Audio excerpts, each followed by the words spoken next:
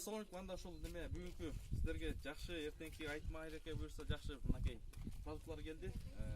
Муслимбиз компаниясынын негиздөөчүсү Данияр Чормошевго сөз берсек.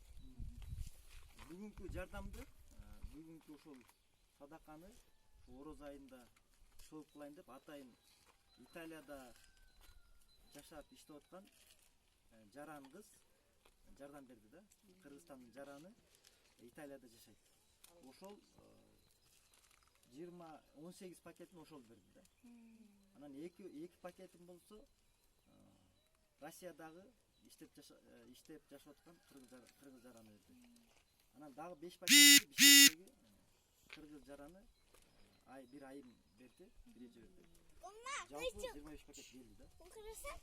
Кудай буйрса ошол урматтуу ошо Италиядагы кыргыз айымы, кыргыз жараны, Россиядагы кыздардын атын айтпасыңар. ошо аттарын айтпай эле коюлуп атат да. Аттарын.